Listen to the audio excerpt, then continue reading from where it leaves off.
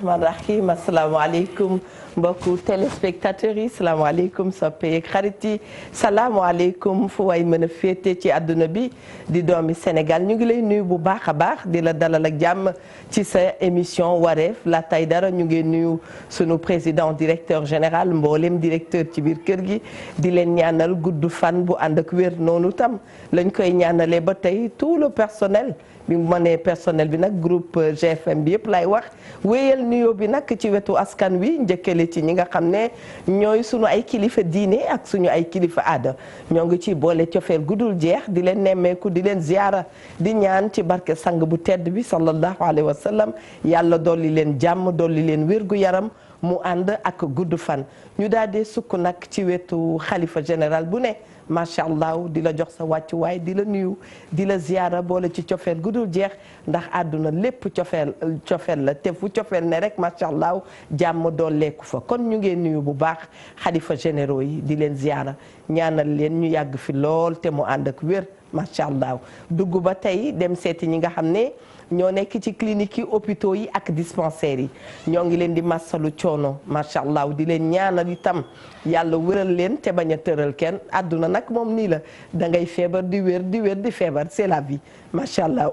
ñu ngi leen di baax ngeen baal ma rek nee naa léeg-léeg njaayeen nii dañuy jàpp baat bi waaye alhamdulilah ñu daal dee dugg ba tey mbokk yi dem seeti itam ñi nga xam ne caabi daf leen a féete gannaaw ñoo ngi leen di massalu ci coono boobu massalu leen ci toogaay boobu waaye nag dañuy wax rek saa su ne ku ci nekk sa conscience mooy sa prison te am nañu yaakaar ne nattu àdduna leen fa dugal waaye li xew ci conscience yi jàmm rek lay doon yal na yàlla féexal leen ba nu gaaw dem di seen ay activité képp ku nekk ci tiis nekk ci métit ñu ngi lay wax rek massa àdduna ni mel boo muñee rek incha allah yàlla dana ko jeexal ñu ngi ñaanal itam mbokk yi ñu baaxoo woon di ànd ak ñoom tey ñu nekk ci njëggalu sunu borom njëggal googu yal na ko yàlla yokk ci barke Seydina Muhammad sallallahu alayhi wa sallam loolu dañ ciy jiital sunu ay wayjuru bopp jiital ci sunu ay wasila sunu ay soppe macha allah yal na yàlla atte leen ci yërmandeem saa su ne nag xam ngeen ko bu nu fi toogee sunu xel dafay dem ci sunu maam Cheikh Tidiane Sy Al Maktoum ndax wax dëgg yàlla doonu ko soppoon loolu moom itam nag mu am ay soppe boppam yi mu fa nekkal te bu ma waxee loolu wax dëgg yàlla yéen ñëpp di ngeen xam ñan ñooy ay soppeem kon bokk yal na yàlla yóbbu leen ci aljana yi gën a kawe ñu leen di wax bismillah leen ngeen dalaat encore une fois ci seen émission wareef bi nga xam ne mi ngi waxtaanee li nga xam ne mooy citoyenneté ak patriotisme ñaar yooyu nag man pour man benn du ci dem bàyyi moromam mu mel ni nag képp ku nu fi invité rek bi nga dikkee loolu nga partagé idée boobu nga bokk ak ñun citoyenneté dafay indi patriotisme mënuloo nekk patriote te nekkuloo citoyen bi war kon bokk yal na ñu ko yàlla def waaye ñaar yooyu yëpp nag itam bu ñu ko waxee ci comportement la ñu nekk comportement wu doomu aadama mi ndax nit daal bu jëfee rek ñu xam nu mu toll ñu ngeen nuyu bu baax a baax képp koo xam ne dafa toog di ñu seetaan may kontaan nag di dalalaatu Ndoye Bane di la wax ni kontaan nañu ci bés bi nga xam ne itam yaa ngi koy waajal ca Pire mu mel ni Pire na set noonu la ko tuddee Pire na set wala setal Pire wala tur bu la neex waaye na set du ci génn exemple de patriote exemple de bon citoyen yow itam kontaan nañ wax naa la ne kontaan naa ndax da nga may xool ma wax li ma xalaat ñoo ci nga dëkk ci kontaan ci yow laa dëkk ci nga dëkk mais nouvelle boobu kontaan nañ ci Ndoye Bane waaw mais noonu la ab dëkk soo ci nekk naka la da nga bëgg ñu defar Pire waaw dama bëgg ñu defar ñu bale dëkk ba rek xam nga sunu dëkk yooyu yàlla dimbali nañu ba tilimul sax tilim bu jar ñuy wax mais des fois suñu balee ba pare mbalit mi day jale fenn duñu am fuñ ko tuuri dëgg la ak am na ay tali yu fa am yoo xam ne tamit tali yi dañuy dem ba suuf si da koy nëbb ñu bëggoon a ñëw ànd ak ASC yi ak daayira yi ànd ak ñoom rek daal di jéem a góorgóorlu tuuti ca dëkk ba parce que il faut kenn jóg décider ni damay def nangam su ko defee nit ñi nga xam dañoo bëgg lu baax ñëw ànd ceeg yow loolu lañ ci jublu te yaakaar naa ni samedi lañ ko fas yéenee def 9h ba 18h wala 19 ànd ci jeunesse beeg jigéen ñeeg ñëpp ñi nga xam ne ak mairie ba. ñëpp daal di àndandoo rek def lu baax seetal dëkk. nag ñoom Baye Baddo. waaw ñoom Baye Baddo ñoom ñëpp ñu ngi ci woo nañ leen téléphone boole leen ci di ziar kilifa diine kilifa aada yi ci réew mi yëpp. di ci jiital sunu Serigne ba Cheikh Bassirou Abdoul Khadr di ko ñaanal mu yàgg fi lool te wér. amiin di ziar sunu xalifa ba Serigne Mansour Cissé ndax loolee ñuy def ci ndigalam lañ ko defee parce que laata ñuy des dara woo nañ ko wax ko bopp ñu jox ñu ci ndigal woo monsieur le maire Serigne Boub tamit ñu koy ziar mu jox ñu ci ndigal. ñu woo képp koo xam da ngay kilifa ca dëkk ba di notable ci dëkk ba ñu woo leen wax leen ko ñu jox ñu ci ndigal fas yéene ci ànd ak ñun liggéey def lu baax ci loolu lañ ñu nàpp ndax xam nga ne Sénégal bu ñëpp defee nii léegi mu nekk. waaw Sénégal pays propre Dakar ville propre. la ma la waxoon rek mooy. képp koo xam da ngay doomu aadama soo génnee sa kër war ngaa wax. ban njëriñ laa amal sama kër. ban njëriñ laa amal sama koñ. ban njëriñ laa amal sama dëkk. ban njëriñ laa amal sama réew. su nit ki dee posé wu question question boobu ci boppam su yàggee dina am njëriñ. waaye su fekkee day tañax yi di dem nii rek day tañax yi ne mais du amal njëriñ kenn. nit day ko fexee góorgóorlu ba am njëriñ. waaye nit ku amul njëriñ moom defe naa ne kenn bëggu ko. nit ku amul njëriñ kenn bëggu ko moo tax itam dinañu dalal bu baax a baax nit ku am njëriñ itam. xanaa damay woo oustaz Mara Fall boog mu wax ci lii dañu woo fii invité boo xam ne mbokk yi li may wax rek ñaara mën a am nga woo nit ñu ne li tax nga woo ko nga woo nit ñu ne la gongo ak kay d'accord nañu te mu mel ni Baye Seydina Issa Lay Diop macha allah bu dikkee fii rek dana gën a yaatal moom itam waxtaan bi ne bu ñu jëloon suñu wayjur yi kenn ku ci ne ci ñoom bon citoyen la kenn ku ci ne ci ñoom bon patriote la yu bare mi ngi am ci àdduna léegi dafi am waaye bu ñu retourné woon tuuti ca gannaaw dinañu gis ne mag ñi ay faris la ñu woon mag ñi lu baax la ñu doon dox waxuma sax ci wàllu nit ki jàng rek am ay diplôme am ràññee xàmmee waaye ña nga xam ne ñu ngi fi woon te jàng ñu yoroon jukko yi rafet rek macha allah ñooñu rek motoon nañu exemple ne jamono bi ñu ne xale yi tey dañuy foog ne rek ku jàng moo xam lu baax ku am diplôme moo xam lu baax mais jikko da daan jiitu ci nit ki laataay ay diplôme Baye Seydina nu ngi lay wax bismillah. waaw jërëjëf Adja Evatra. bismillahi rahmaani rahim alhamdulilahi rabil alamin wasalaatu wasalaam ala Seydina wa Maulana Muhammadin al mahdi al mukarrami wa ala alihi wa sahbihi wa salama tasliman ñu ngi ci sant yàlla subhanahu wa taala di julli ci yonentam bi ci ñaari wàccuwaayam di ñaanal suñu xalifa Seydina El Hadj Abdoulaye Thiaw Laye xalifatul muslimin yàlla suñu borom bu bàyyil ka fi ta dolli ko noteel amiin yaa rabbi bàyyi koog sagoom ak xelam amiin ak mboolem ahli bayt Seydina Limaamu Mahdi alayhi salaatu wasalaam waaye ak kilifa yi diine yi nekk ci réew mi yëpp nga xam ne ñoom ñooy kennu diine ndax réew mi dafa yaatu te gox bu ne am na ku fa yàlla suñu borom ba daal te ngay ommat njaboot gi jëme leen ci siraatu mustaqima kon loolu lañ nga xam ne moom la ñuy cëroo ci àdduna yal na yàlla suñu borom ba defal leen ci ndam ñoom ñëpp amiin ba taalibe yi leen topp ommatu ci joxañ bi leen di joxañ te muy joxañ boo xam ne yi joxañu muccukaay lay doon macha allah waaw di am mbégte it ci jataay bii nga xam ne fan yëpp yéen a ngi ci nekk di koy doxal muy loo xam ne lii lu jar a wax la ndax ñaari baat yi nga wax citoyenneté ak patriotisme dafay nekk loo xam ne lii boo leen boolee ñoom ñaar day defar am réew ndax far force di nga xam ne ci réew mi laa bokk te boo ci bokkee da nga koy bëgg te bëgg sam réew ci gëm la bokk ci gëm yàlla bul watani minal iman kon loolaa waral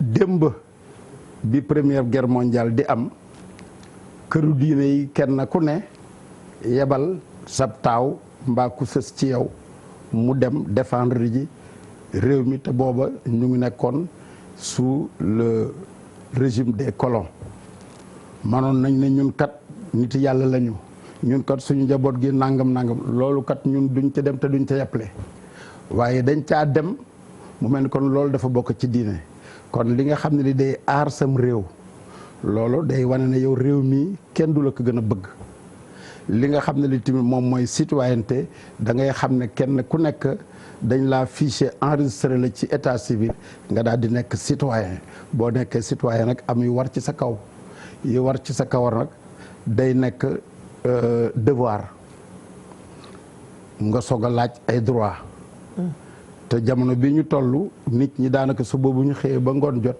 ñu ngi mel ni dañuy laaj ay droit rek waaye ndax def nañ seen devoir rëgg ndax mbedd mi kan moo koy tilimal xanaa du ki ñuy laaj ay droit ndax nguur la ñuy laaj ndax ñoom la yàlla dénk lépp loo xam ne li moo yor kaaraange ak li yor économique développement waaye yow miy laaj di citoyen yow saa su ne yaa ngiy laaj laaj bi ngay laaj nag loolu xëy na droit la waaye ndax def nga sa devoir kon mu mel ni ñaar yooyu ñooy ànd macha allah ni nga ko tijjee daal neex nañu ñun dañ la yàgg topp ba nga xam ni topp nañu sa benn émission booy def ca rajo ba ñu tuddee ko waxtaani démb yaa ngi koy amal fenn topp nañ la ci gis ci extrait yu bëre moo waral tey ñu invité la àdduna nag demal maa ngi ñëw la macha allah ne gis ngeen ko tey ci suba nu tàggee nu ku nu fonkoon ku nu bëggoon loolu muy sunu papa Doudou Issa Niass ñu ngey ñaan yàlla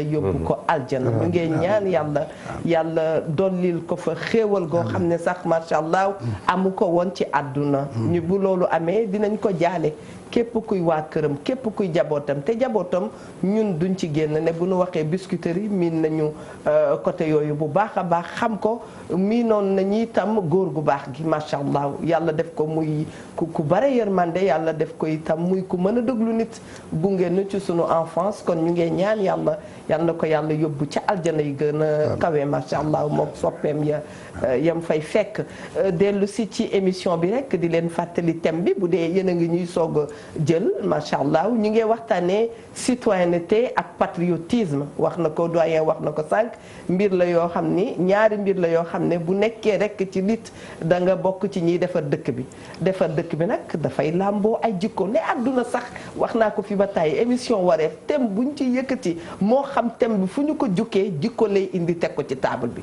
ku yëboo nga rafetal sa jikko parce que boo jëfee rek ñu xam fi nga bokk boo jëfee rek ñu xam yow yaay kan mbokk mi woote mën nga woote ci 88 628 04 05 88 628 64 65 bu ko defee yow itam nga indi sa xalaat ci waxtaan bi Ndoye Bane doyen fi mu tijjee am na solo lool macha allah fi mu tëddee am na solo parce que moom mag ñi ñoom ci boppam ñoom soo la xoolee seen jëfalin ni ñuy doxalee bu njëkk dañuy ay vrai patriote lañu mooy sunu xalif généraux yeeg seen doom yeeg ñëpp ñi nga xam ne dañuy woy ay kilifa diine tey jii mën naa ne lu ci ëpp ci réew mi ñoom la ñuy déglu waxoon naa la ko fii suñu bëggee réew mi defaru ci ñoom des na ci ñoom suñu bëggoon tey jii xalif général day laayeen su taxawoon xëy daal ni Yoof ak li ko wër ak fépp fu ñu yooyoo laay suñu ma bëggatuma faa gis mbuus du fa yendu xalif général day murit suñu woon tey jii Sénégal bëggatuma fee gis mbalit dama bëgg dëkk bi set wicc dëkk bi léegi mu set dëgg la tey jii président mën na ko di wax bu suba ministre di ko wax bu suba nit ñi dinañ ko dégg mais duñ ko jëfee dëgg mais fii de yàlla moo dogal suñu kilifa diine yi ñoom ñoo teg loxo ci njaboot gi ñoom lañ ëpp lu ñuy déglu loolu yëfi suñu borom la dëgg la donc loolu man su ma toogoon ak xalif généraux yi man dinaa leen ñaan loolu ñi mën a toog ak ñoom nañ leen ñaan loolu tey jii suñ jëloon tey jii benn caméra di wër xalif généraux yëpp waxtaan ak ñoom ñu joxe ndigal loolu dafa baax parce que tey jii ministre bi nga xam ne mooy Fofana Karim Fofana mi ngi liggéey Sénégal gépp teg nañ seen bët ni mi ngi liggéey dëgg la mi ngi ci jëfee ordre yi nga xam ne moom la ko moom ak ay xaritam ak ñoom Sooya Jaan ñi fi ñëwoon ak ñoom seen tax na ñu bari ñi ngi jóg di def dëgg la te ministre ba sax jaaru fa ñun waa Pire ña ngay jóg di def ci waxtaani Soya maa ngi dégg na ñoom ay chef d'entreprise lañu yoo xam ne bu week-end bi jotee dañuy booloo dem ci ay diwaan yoo xam ne daanaka dëkkuñu fa di ko setal di ko defar di ci apporter embellissement wala yi nag waa dëkk ba suñu gisee ne ñii dëkkuñu fi te ñi ngi defar su boo yàggee waa dëkk bu dina ñëw ñoo lépp nag li ci gën a gaaw mooy sunu kilifa diine yi suñ ci boolee texuñu ndigal ne day daal di jaar yoon beneen bi mooy les maires yi nga xam ne waaw maire yi ne ñi jéem a góorgóorlu tamit bu baax a baax parce que di organiser ay genre waxtaan yu mel nii ci gox yi xamal xale yi ni nii un bon citoyen nii lay nit demee ki waree fam waaw expliquer ñu ci bari parce que ngay gis mais ab dëkk marché ba nit ñi taxaw naan marché bi dafa tilim dëgg la marché bi dafa tilim yow monsieur le maire mënoo nekk fii di encaisser ay juuti di encaisser ay taxes te doo bale marché bi mënoo fii di encaisser ay taxes te doo jël mbalit mi loolu mënul nekk yow monsieur le maire su fekkee laaj nga askan wi nag bañ def seen li ba góor gi wax bañ def seen devoir il faut nga jox leen nag seen àq ak seen yelleef mooy ñëw ji jël mbalit mi fexe ba pare di taal lamp yi mënoo di encaisser ba pare xaalis bi ngay encaisser pour que ñu ciy fay ay tibbkatu mbalit pour ñu ciy jënd ay oto mbalit pour ñu ciy jënd ay ampoule di taal lamp yi pour loolu la donc il faut nit ñi tamit ñu leen di jox li nga xam ne moom lañ moom su askan wi joxee li nga xam ni moom la war a def moom père defe naa ni noonu la loolu nga bëgg a expliquer dëgg la àq ak yelleef la dem noonu la de waaw moom la allo salaamaaleykum aleykum allo allo hello aywa bisimilah ñu ngi lay déglu waaw man Ablaye Gueye Gueye ñu ngi lay nuyu waa Adja alam liban dégg bi nag yombul ci ñun waa yomb man ala oh waaw allo Miya Ndour yow itam ñu ngi lay wax bonjour nga jàppale ñu ci dégg bi ndax mu mën a yemb tuuti am na laajte bu Ndoye Bane doon wax ci diggante àq ak yelleef wareef ak xaw ma naka la ñu koy waxee waaw mooy li ma wax ci njëlbéen rek maanaam devoir ak droit àq ak yelleef ndax booy laaj sa àq day fekk nga def sa warugar est-ce que yéen seen émission mu ngi tudd wareef waaw kon mu mel ni thème bii ñuy traité dafa méngoo ak turu émission bi wareef du dëgg wareef nag dafay war ci nit mu war koo def kon day mel ni kenn ku yeewoo ci kër gu ne am na loo war a def te ki nga xam ne kii néeg bi mu yeewoo dina ko defar dina lalaat lal ba dina bale néeg ba kon dina bale perron bi mbala ëtt bi wala mu bale bunta kër gi kon moom déjà concession muy këram set na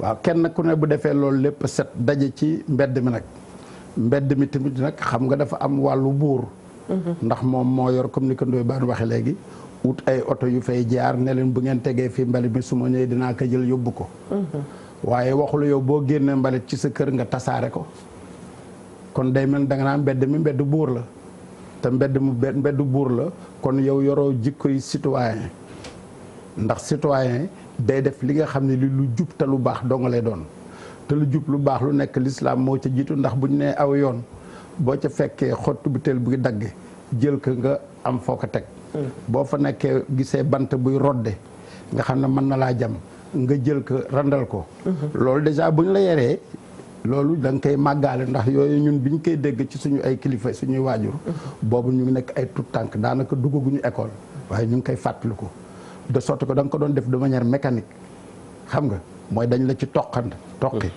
mooy lii war a gaañaati da nga ko fii jëlee mu mel ni non seulement dafa nekk benn action bu rafet waaye en même temps da nga ciy am tuyaaba ndax tere nga keneen koo xam ne kii du ci woon def attention ñëw gaañu ca donc mu nekk mu mel ni kon action yi ngay def ginnaaw bi ngay yeewoo ba fi jantee solo bu kenn ku nekk defee lu baax borom oto bi di jaar fi mu war a jaar ndax doo fekk sens interdit nga di fa jaar donc doo fekk fuñ ni dañuy tere ku fi taxaw nga di fi taxaw te mu mel ni léegi booy xool def maa tey wala lu ma neex la ndax oto bi day taxaw fu ko neex li ko intéressé mooy bu dee ko war a jël client la moom na jël client rek ñu ci des sama yoon nekkul ci ñoom. ba noppi dolli la ci bu dee dangaa nangam maa la gën a nangam te lépp di ay xeetu mbir yu safaan. exact te kenn ku nekk war nga génn ci sa làmmiñ wax bu rafet. du rëgg ndax dañ la ciy noté war ngaa moytu également àq ji nga amal doomu aadama yi. te jamono bii ñu toll àq nit ñi dañ koo foye dañ kaa sàggane. te àq dafa nekk lu rëy mën na toll ni étage yow doo ko làmb ba daj ko. doo ko xool ak bët nii ba seen ko. da ngay defe ne àq new fi te fekk mu nga fa. boo demee sëpp néeg nag fonk say jàpp ak say julli wala sa kurus mbaa say woor muy point yoo xam ne pour ëllëg la àllaaxira àq yi suñu borom moom équité la day jël àq yi fayee ko doomu aadama yi mu mel ni sa wàllu jaamu yàlla foofu dañ koy soustraire buñ demee ba amatoo jaamu yàlla buñ la boo fayee nit ki ñu jël bàkkaaru nit teg la ko kon mu mel ne àq yooyu dajale mën na laa yóbbu safaan loolu nag kenn ku ne war na ci am conscience bu ko defee nga moytoo tooñ sa moroom mu jullit sa moroom mu dëkkandoo te loolu dafa dëkk ci tali bi ak it naa am rek waaye man sama yoon nga bëgg taxaw yëpp ku lay fay fukki dërëm bala 100 francs nga bloqué nit ñi te kii am na rendez-vous. yaa ngi ci désordre bi am ci mbedd mi te nit di ko teg moromam. exact waaw yooyu nag mooy yi nga xam ni dafa multiplier par n. dafa bari ci réew mi ba finalement surtout nag fii ci Ndakaaru nga xam ne peuple na xat na. kon laa biir xol daf ci war a am. mais bu fekkente ne da ngay def de manière volontaire mu ànd ak xatub xol. pour sama yoon ci ki ci des. wala mën naa am sama yoon ci ki ci des te yow seetoo yàlla te nit ñi dañ koy fàtte. allo. allo oui. ah macha allah. bonjour jërëjëf Laye Makhtar bonjour. waaye c'est docteur Bachir Mbodj à l'appareil. Bachir Mbodj. waay. docteur bisimilah ñu ngi lay déglu. jërëjëf ba jàmm ngeen. jàmm rek kontaan ci jot la rek Mbodj. oui merci je vous félicite pour cette émission ah. merci alhamdulilah. maa ngi féliciter sa ñaari invités yi. alors c'est un sujet extrêmement important. vrai. parce que je pense que développement réew ñëpp ñoo si war a jàpp. dëgg la. mais man saa yu ma ñëwee Ndakaaru li may jaaxal je suis désolé de dire je participe exceptionnellement à ces émissions mooy suuf si ci tali bi. suuf si ci tali bi même au niveau de l'autoroute on voit des mottes de sable quand même. Je pense que un pays comme le Sénégal devait dépasser cela. Moi je me rappelle bi nekkee étudiant les routes étaient propres. J'arrive aux HLM, les routes sont ensablées. J'arrive aux Almadies, les routes sont ensablées. J'arrive à la Corniche même, les routes sont ensablées. Et je me demande, c'est quoi le problème? Et je pose des questions aux taximans, je pose la question aux populations, mais personne n'arrive à me dire c'est quoi le problème. Li ma observé mooy nit ñi suñuy comment dirais-je suñuy nettoyer dañuy dajale suuf si après bàyyi ko noonu autant bañ a dajale. Franchement je comprends pas j'ai été récemment au Mali loolu amu fa. J'étais à Goma au Congo loolu amu fa et je ne parle pas du Rwanda que je connais très bien donc benn peuple salté. Moi je veux que quand même qu'on arrive à dire c'est quoi le problème. Parce que quand même je me dis que sénégalais yi bëgg nañ lu baax dañuy sol lu baax dañuy waxtaan barki démb li xew ci massacre la Tidjane c'est extraordinaire donc gars yi jàmm lañ bëgg mais pourquoi nos rues sont sales? Pourquoi? J'ai été en ville pas loin de la présidence je vois des saletés mais qu'est-ce qui se passe? Ngeen baal ma nag parce que quand même moi je m'appelle Mohamed Bachir Mbodj donc je suis un Sénégalais à 100%. kenn gën a nga bëgg sama réew mais qui aime bien châtie bien. Mais c'est la stricte vérité. Je suis désolé de le dire mais il y a quelque chose qui ne va pas. Je ne sais pas comment on va résoudre ce problème mais il faudrait qu'on aille au-delà des réflexions superficielles. Ce qu'on a dit c'est vrai li sëriñ bi wax c'est vrai bëgg sa réew si jaamu yàlla la bokk c'est vrai. Li sëriñ bi wax aussi on doit impliquer tout le monde c'est vrai mais je suis désolé mais le ministre je le vois un peu partout bi mu commencé j'étais très positif mais présentement moi je vois pas le résultat à chaque fois que je viens à Dakar j'ai les larmes aux yeux et ça me déprime désolé c'est parce que j'aime mon pays plus que quiconque moo tax may waxee nii mais il y a des choses qui ne vont pas il faut qu'on se dise la vérité. macha allah. na dëkkam. bu dëgg bu rëy la. nee na désolé dafa bëgg dëkkam. moo tax muy waxee nii. kon docteur ñu koy nuyu bu baax Mbodj. mu fàttali ñu le bon vieux temps la belle époque parce que mi ngi posé wu question. nee na lan moo xew. te li mu wax nii ñun ñi mu jàkkaarlool di ñu ko wax yàlla xam nañ ne dëgg la. barki Dembo Ndiaye maa ngi koy wax gis nga zone A. man de tàggoo naa maa ngi ñëw taxu. zone A boo ñëwee ci Carrefour bi. ci pharmacie Maam Fatou Ba. dafa am depuis des mois Ndoye Bane ndox buy génn ci suuf yàlla xam na ni dafay téye sa gorge bi dafay téye sa dënn bi xale yi da nga leen di yóbbu hôpital dañuy toxoñu xet bi dafa mel ni c'est-à-dire da ngay nelaw ba xaaju guddi nga yeewu dëggantaan woote naa maire ba woote naa ONAS woote naa fu ne et c'est dommage moom la ñuy dund nga koy gis xam ne lii c'est nocif. Eva c'est dommage qu'est-ce qui se passe. question bi waa ji question bi. il a raison docteur il a raison. mon père question bu rëy la waa ji posé. dëgg la ah oui. xam na réponse bi xam nga ko xam naa ko ñun sénégalais yi xam na ko. loo bëgg a wax ñu yàlla jéggal ma ñu ko wax mooy ñàkk yar gi ci réew mi. fa nga jëm. c'est de l'indiscipline totale ñu yàlla jéggal ma ca ñama ko war a wax. dëkk bi li fi am. réewande gi xóot na xóot goo xam ni. jéggi na dayoo. te chaque jour ñu wax ko. léegi Mia mi ngi feggoog man de fii nee na moom d'accordul ndax suuf si bu jëkkaan bu tawee da ngay gis état bi moo daan yebal oto mbalit mu ñëw dindi suuf si bale ko bàyyi yoon bi suuf fi mu nekk yëpp maanaam dafa am ñu war a dikk ñëw liggéey seen liggéey te liggéey ñu seen liggéey. d'accord sunu xalaat. loolu d'accord loolu yëpp am na ci. mais réewande gee ci ëpp. da ngay gis. yenn xeetu tilim yi soo nekkee ci ab koñ sax di góorgóorlu ca koñ ba. waa koñ baa lay njëkk a sikk yow sax yow mii góorgóorlu ca koñ ba. te ñi lay sikk defuñu dara. yàgg naa leen wax ni aan leen xam nga loolu di ball foofu sa koñ. waaw. gi nga su tawee ni dëkk bi di mel. daaw ak daawu jéeg ak ren yëpp maa ngi leen koy wax chaque année noonu lay mel.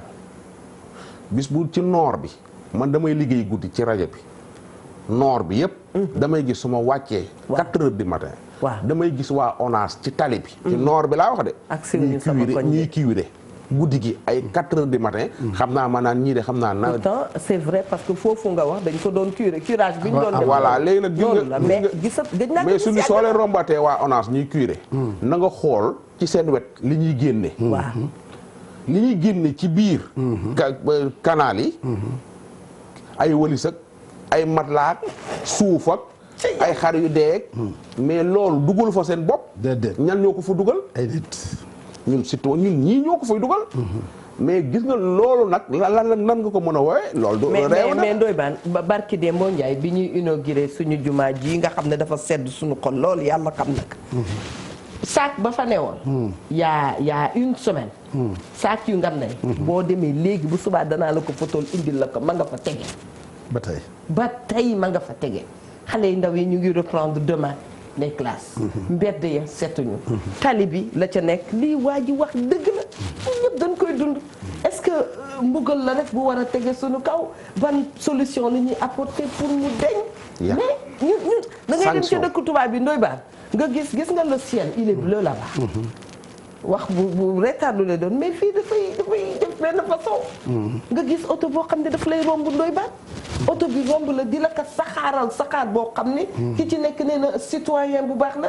pendant que ngay dawal oto bi muy saxaar nit a ngi à côté nekk benn emphysémateur. nekk ku am maladie respiratoire. nekk koo xam ne wérul. mu neex la nga taxaw ci mbedd mi. génne sa cigarette tux ba sa yàlla may la jàmm. nga ne ko nit pu yàq. nit ki moom la nga am ci tux bi moom moo lay gën a metti le sax. à ce qu'il paraît. dëgg la il y a trop de désordre. setu ganaar moo fi am. allo dafa mel ni am na keneen ku dugg ci ligne bi.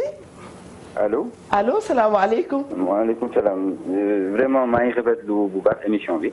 alhamdulilah. par contre je me bëggoon participer tuuti ci ay solutions. allo. waaw ñu ngi lay déglu waaw Ndoye Bane par rapport ak li ngay wax lu am solo la.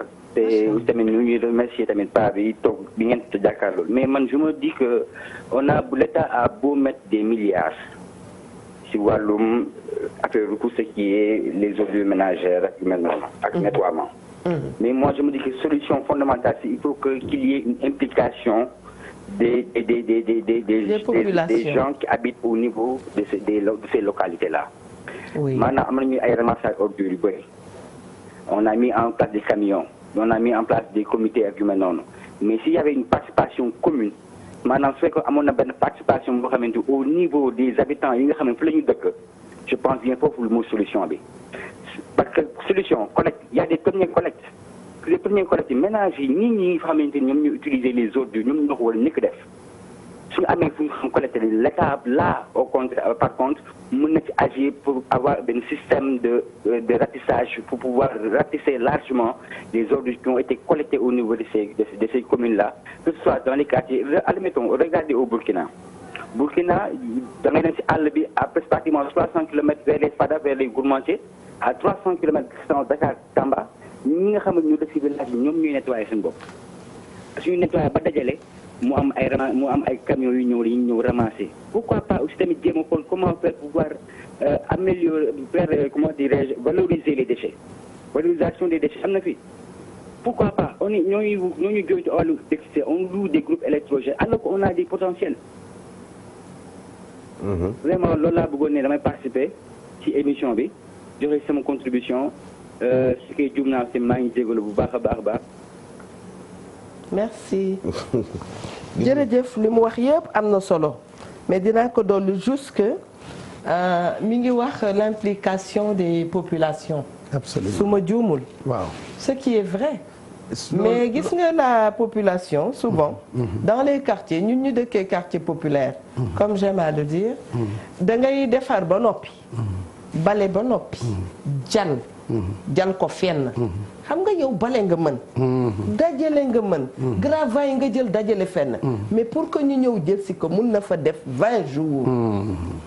et loolu motivé wuloo nit ki. normal bu ëllëgee dafay ne la ma bale woon yëpp delluwaat na ci koñ bi. naa ko bàyyi. dootuma ko def. il faut que mu am suivi. commençant fi mu war a commencer. yëf bi chaîne la. boo xam ne nii lay def ay maillon rek ñu def nii mu àgg. moo tax benn partie bu lajjee rek. waaw dafay yàq lu bëri. moom lay wax ne ci groupe. kenn ka ca nanguwul liggéey. nanguwul liggéey d'accord pour boppam. waaye yàqal na. ka toppoon ca moom keneen ka toppoon ca kooku keneen ka toppoon ca keneen. ainsi de suite. dëgg la suñu dëkk yi sanction. moo ñu manqué. exactement ñu war a di sanctionner te yàlla tax.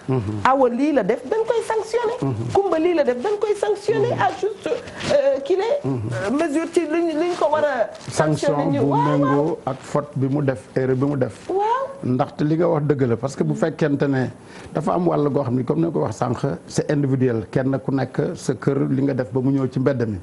waaye boo ëgsee ba foofu nag dafa am loo xam ne lii nguur la tudd. moo xam donc commune la ndax communalisation lañ nekk depuis 96. wala boog yeneen service ci hiérarchie bi waaye ñooñu ñoo am logistique bi ñoo am les moyens ñoom ñoo war a ñëw def seen liggéey. kon chaîne bi nga wax bu ñu génnee mbalit mi ci mbedd mi mu nekk ci fi mu war a nekk. ka war a ñëw ramasser ko jël ko bu ko jëlulee am na benn maillon de la chaîne boo xam ne bii bàyyi na wàllam. bu boobaa répercussion bi mooy lépp lu ñu liggéeyoon dafay yàqu. bi ci des mooy xam nga tey jii gravats yi charrette yi ñoo koy jël. di ko faral di jël ñoom it di yóbbu. waaye bu ñu laaxar ci ko fu mu leen gën a arrangé fa lañ koy sotti. mu mel ni da nga def transfert simplement. mbalit mi nga transféré d'une localité. yóbbu ko ci beneen localité. plage bii nga xam ne macha allah plage bu rafetoon la c'était la plus belle plage. muy diggante Yoff jëm Malika ba Kayar. plage boobu moom macha allah moo gënoon cette plage yëpp. ndax beneen plage bi fi la port bi nekk. ak service yu demee noonu. ndax xam nga loolu moom ñun lébu yi ñoo ko gën a xam dafa am ñaari géej gu góor gi ak géej gu jigéen gi. ñu ngi daje fii ci club méditerranée foofu la ñuy dalantee. moom mooy géej gi na tekk ak géej gi nga xam ne ay vagues dafay ñëw n'est-ce pas.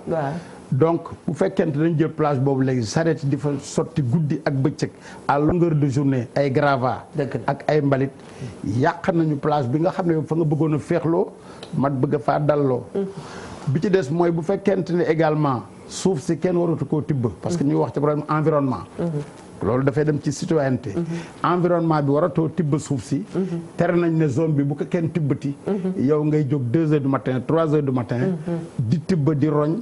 boo roñee saret bu nekk boo xëyee jaay que 3500. ñetti saret nekk 10500. weer yu nekk 300 et quelques mille. yaa ngi koy def dans l'illégalité. yaa ngi koy def ci lor environnement boo xam ne bii géej gi bu avancé mboolem lu mu yàq yow am nga ci part de responsabilité. kon xaalis boobu la xam ne moo la ko jaral. yow seetuloo sa digganteeg sa borom. seetuloo sa digganteeg àqu nit ñi. te environnement bi nit ñi niñ koy yàq dafa ëpp. moo tax ñuy dagg garab ci nu mu la neexee saa bu la neexee nga dagg garab moo tax ngay tabax te doo wut autorisation de construire de manière anarchique ndax loyer bi c'est intéressant boo tegee ba mu yàgg nga ne naa dolli te fekk fondation bi prévoiru ko. naa dolli ci yan base. ci étage yi nga waxoo ci sax ak ña la war a jox autorisation. exact pour nga tabax mu yéeg ca kaw. dañuy dikk rek tabax gis nga ne c'est juteux nga ne loyer neex na ci Ndakaaru kon naa dolliwaat. loolu indi muy jur des fois catastrophe yoo xam ne yi ay bakkan di faatu wala ay nit di ciy gaañu. te yow boobu waa la intéressé woon moom mooy xaalis. donc inconscience boobu tey naanum café dafa xew ci Ndakaaru. waaw. ndax yooyu buñ ko comparé ak démb amul fa woon. nit ñi dañ doon ndekki seen kër daal di xëy dem liggéeyi. waaye tey naanum café ni mu xewee Europe lañu ko xame woon ak thé boo demee Europe dañ lay laaj loo jël thé wala café ba ci avion yi sax loolu lañ lay laaj. ndax day sedd. kon climat ba moo tax ñu bëgg nga tàngal sa yaram ñun nag fii dañoo am climat boo xam ne bii dafa tàng am permanence léegi nag yow fokk nga naan bi dañ ciy frimer léegi mu ànd ak beneen risque parce que da ngay dawal taxi wala auto particulier dawale benn loxo benn bi moo téye café waaw léegi na nga bëgg a dugal vitesse bëgg xool circulation bi kii jàll bëgg a xool oto yi kon yow parfois naanum café bi ni ñuy teree ku yor portable la ñu waroon teree kuy naan café di dawal waateel nga naan sa café am na keneen ku may laaj leneen nee na ndox mi taajee ca Yoff Layeen la wax wala ca Cambérène ndox ma fa nekk ndox mi station mu ngi fii ci Yoff non loolu mooy boo jógee armeelu Ndakaar yi nekk Yoff waaw ngay mën a dem dugg pour dem jàmmalaay waaw dafa am benn point bas mooy romb kër Chérif Ousseynou Laye point bas boobu nag ndox miy dégule di fii génn mat na 20 ans ba taa foofu dëkkandoo yi dañ koy noyyi ba dañ koy far minaale ndax xet gu bon boo dëkkee ak moom da nga koy mujjee accepté day mel dafa bokk ci yow waaw xam nga fu dara tegawul dañ naan fii dara tegoo fi bu dee table nga fa teg boo bàyyee table ji mu yàgg fa day mujj bokk ci décor bi da nga koy accepté ndox mi taaje tamit te yàgg lool xet gi mën na laa déranger yow mii soog a ñëw waaye boo fa yàggee tuuti xet gi da ngay adapté wu. kooku kay nañ ko bàyyeeg njaayee nii rek. voilà te béréb boobu wax dëgg yàlla. sell ga mu sell waaye ak ni ñu ko yàqee nii. wax nañ ci ba tey. waaw gaa yi woon wax sellaayu bërëb ba lay wax. wallaay ak santé population yi. ak set gi nga xam ne gi moom la liste am war a set. ndax boo solee say weex. bu dul dara sax ndox mi bu demee ban ba fay des def poussière bi bu naawee def tourbillon moom ngay noyyi moom ngay ñu wax doon wax léegi loolu ngay noyyi mu daal di jël benn asthmatique wala keneen ku am problème respiratoire tëral ko feebar boobu fekk yow moo kii tux cigarette ñoo yem toog naa stade di seetaan match équipe nationale benn waay am passion di tux di xëcc di sànni rek ma gëstu ko ma ne ko yow mais yow mënoo tux boo mënoon tux lii dafa neex da nga koy xëcc wan na ko waaye doo ko génne waat ginnaaw saa boo ko xëccee génne kon neexul. macha allah yaa ngi ñu koy noyyi loo te noyyi gi baaxul ci. wallaay te sunu yoon newu ca. wallaay ndeysaan gis nga wax nga léegi si sa wax laal nga écologie si. xam nga soo waxee yenn yi rek ñu jël ko rek dossier ba jox Ali Adar. fekk ñun chacun de nous. dafa waroon protéger nature bi. absolument ku ci nekk ñu ngi fàttaliku reboisement mi ngi am ba tey xam naa ak xaritu Ndoye Bane mi nga xam ne moo yor ministère de la jeunesse. ca année 1985. boobu fekk na ñu ràññee tuuti ñun itam. ñu ngi fàttaliku bu ñu daan dox ñu ne dañuy dem defi reboisement. dañuy dem planter garab nga xam ne yow miy xale. sa buntu kër sax. da nga daan toog planter fa benn garab pour am yaakaar ne yaa ngi dugal sa loxo ci nature bi mais yooyu ces belles choses là qu'on a perdu dafay doy waar. léegi ci sa archive wane ko balaa ñuy tëj. maa ngi gis macha allah. waaw ndax lettre bii ngay gis nii. waaw. Seydina Issa Rouhou Laye moo ko bind le 21 juin 1948. mi ngi nii waaw lettre bi. waaw moom dafa bind lettre le directeur des eaux et forêts. gis nga. xam nga lan la ko doon sollicité. autorisation pour dagg coor yi ak i lees.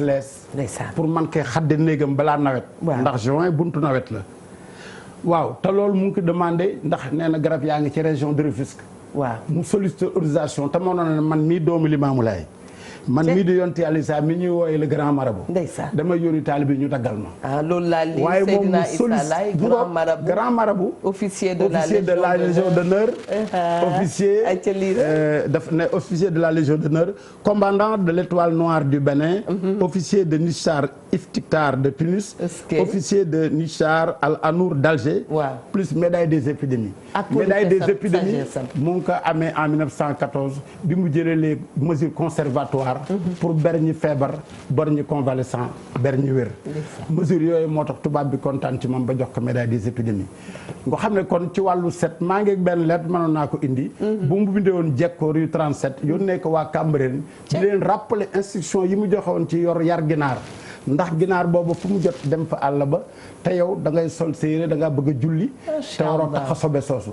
moo dañ daan tere ci Cambérène mbedd yi. ku yar ginaar ak ku yar ay xar ak yu ni mel loolu daf ko doon aaye. ndax boobu dañuy lay suuf si mu set wicc. fa la neex tëdd fa la neex julli. kon yooyu nga xam ne tey jii nag boo naanee café sànni pot bi. boo yootoo ndox naan ci mbuus mi nga sànni ko. waroon nañu oto bu nekk boo naanee mbuus café wala ndox nga am foo ko def ba wàcc. ndax damaa jógee Médine jëm Makka en 2001. boobu ñu ngi armal di dem. ñu jox ñu ay mbuus yoo xam ne mu ngi am ay bagages yu ñu war a lekk ak naan. ma dem bay bëgg sànni ci palanteeru oto bi 450 kilomètres diggante Makka ak Médine. chauffeur ba daal di may def signe dama nii. dama kaa téye ba àgg fu ñu ko war a sànni ma sànni ko fa. gis nga kon yooyu xeeti njàngale la yoo xam ne yi waaye bu ko ne sànnee mbuus. ku ne sànni café pour jetable yi mais mbedd mi day jonché wu de désordre yoo xam ni kenn ku ne mënoon na ko éviter waaye da nga naan rek ndaxte mbeddum buur la bu dee ci wàllu également musique bi ak lépp loo xam ne lii moom nga bëgg a defee sa publicité njaay yaa ngi def li ñuy wax agression sonore alors agression sonore boobu day tympaniser nit ñi yow booy wute téléphone dootoo dégg booy wax ak nit dootoo dégg ndax agression sonore bi te amul njëriñ ndax yow marchandise bi nga bëgg di nga ko fekk fa mu nekk nga jënd ko même bu la kooku woowul kon bu caagi nag musique mooy tax nga jënd ko te loolu nit ñi xamuñu ko or bu jëkkoon maa ngi dégg fii barke dem ba grand serigne au passage ma koy nuyu Ablaye Makhtar Diop muy wax ne boo daan def baal wala sabar heure bi ñu la jox bu jotee waaw dañuy arrêté wala ñu ñëw arrêté ko jël matériel bi dañ naan gaaw leen heure baa ngi jot bu ñu la mayee bu fekkee da nga def matinée wala matinée prolongée wala soirée. heure bu ñu la may autorisation boobu police daf ciy veiller au grain. waaye surtout benn rajo moo fi amoon à partir de 22h15 dañ naan nous vous prions de diminuer le volume sonore de votre récepteur. afin de ne pas déranger le voisin. nga daal di wàññi sa rajo ngir bañ a tànqal sa dëkk. rajo. 22h15 mooy journal 22h15 bi. bu xasee ba jàll rek message boobu moo ci topp. nous demandons de diminuer le volume sonore de votre récepteur. tey nag bala ngay kontaan ubbi rajo ci taxi ci tata ci Njaga Njaay ci mbedd mi partout ba sonal nit ñi te loolu bu yàggee mën na yàq sax noppi jàmbur. nga tilimal mbedd mi ci sa coobare. mais loolu ci wàllu. dafa am également benn information bu may góog bii jóge ci Seyna Issa ndax bi muy tabax jàkk Yoff ji waaw dafa sollicité le 15 juin 1946 autorisation de construire 15 juin 46 ginnaaw bi mu joxe un dossier complémentaire le 23 août 1946 boole wàlle ci bloc sanitaire tey jii nag en l'an 2019 nit ñaa ngi tabax te duñu laaj autorisation loolu modèle de citoyenneté la. boole ceeb bu wote jotee mu jóg boobu mu ngi dëkk rue Grasland jël kartam dem dugal ko daal di am tànn parce que citoyen dafa war a wote waaye man de wote du sama yoon nag du ma wote ba tey am na ñuy xalaate noonu. dëgg la kon wote dafa war kenn ku nekk c'est un devoir civique. loolu nag bu fekkee da ngaa toog ba tey ji yow xamuloo ko mooy que amoo référence nag mooy nga tudd kilifa gu mel nii. nga gis ne noonu la daan defee muy référence. nga xam ne également sur le plan véritablement civique dafa am loo xam ne daf laa war. kon nga xam ne ñun am nañu fu ñu royee mooy parfois valeurs yi ñuy wax ndax nit ci seetu ngay gis sa bopp. kon sa royukaay mooy ki nga xam ne kii li muy def nga di ko gis li muy wax nga di ko dëgg boo ca toppee macha allah réew mi dina baax. waaye soo permettre également ma glisser ba tey ci bëgg réew mi nga doon wax muy patriotisme. xam nga 1988 Ndakaaru dafa tàngoon. bi mu tàngee muy diggante Ablaye Wade ak Abdou Diouf. ñuy taal dëkk bi. Alaaji Abdou dafa jóg. dem seeti ji Abdou Diouf. maam raan 4e xalif dem seeti ji Ablaye Wade. waxanteeg moom jóge fa mu nekk li nga ma ñaan may naa la ko. muy dem pale di seeti Abdou Diouf dajeeg Alaaji Abdou yi wàcc. ñu nuyoo mu nekk ci Abdoulaye jóge maa ngi jëm ci Ablaye Wade kii nag man ci Ablaye Wade laa jóge maa ngi jëm ci Abdou. li ñu doon dox di lenn. mooy pour réew mi am jàmm. dëgg la moom mu daal di def une déclaration moom Mamran boo xam ne bii Malaye Diop moo ko jël ñu jàllale ko RTS. Mamadou Malaye Diop mu ngoog pour inviter candidats yi ak ñëpp. ñu dal ndax réew mi ñoo ko bokk. jërëjëf de la même manière en 2000. loolu it la def ndax bi ñu tabaskiwaatee ci 2e tour. magasin yi dañ koo doublé du point de vue sécurité ndax dañ ne réew mi day tàkk. moom mu julli korité daal di xam foofu ci jàmmalaay bi mu xamali ko mu ne li ma seen muy ñëw yàlla bu dee xiin la yàlla bu mu taw. bu dee xoxatal la yàlla bu mu doon dëgg. amiin waay dafay yàgg bu ne waaye sama man day la yërmandeem yaatu na mën naa yiir Sénégal. daal ne ñaan leen am ngeen ci bokk kat. ndeysaan loolu suñ borom ba dimbali ba 2000 lépp calme. kon action yi nga doon wax sànq Ndoye Bane di bàyyi ko ci kilifay diina yooyu ñu nekk les stabilisateurs de la société loolu am na plusieurs exemples et plusieurs modèles. alhamdulilah moo waral suñu diggante ak Mauritanie. bi nga xam ne bii fële ca Diawara fa la fi tàmbalee ba ñuy rey nit ñi di leen rendi comme kifin maam raan la bàyyam Seyna Issa feeñu ñu dem ci ndëngala fa lañ defee ñaan gi bés boobu la rey yi arrêté. kon loolu tamit xeeti intervention la loo xam ne yi borom réew yi yàllaa leen tànn nag jox leen loola bu di seen cër waaye kii nga xam ne tamit moom mbirul islam mooy ab cëram ñoom ñaar ñëpp ay citoyen leen ñoo bokk réew mi kon lépp lu ñuy jóg di wax mbaa di ko dox dafa war a nekk li nga xam ne lii mooy defar jikko yi mooy defar réew mi mooy indi jàmm te jàmm jooju ci la lépp xaj yàlla nañ ko yàlla suñu borom ba defal te saxal ko ci réew mi wax dëgg yàlla inshallah kontaan nañu yal na yàlla mënoon na fee gën a yaatu waaye nag waaw xam nañ ko moo tax waree fi tam du leen bàyyi dem ak dikk rek la ñu koy tuddee macha allah ndax réew mi lii la soxla ñu ngi lay sant di la gërëm di itam kontaan lool macha allah ci xam-xam bi nga xam ne dolli nga ñu ko jërëjëf mooy dernier mot bi yaa ngi nuyu ñëpp maa ngi nuyu ñëpp auditeurs yi ñu déglu di ñu seetaan te seen télévision bi dem na partout dans le monde en Afrique et partout ba États-Unis ñu ngi seetaan wareef kon mu mel ni jàngale bu ngeen di jàngale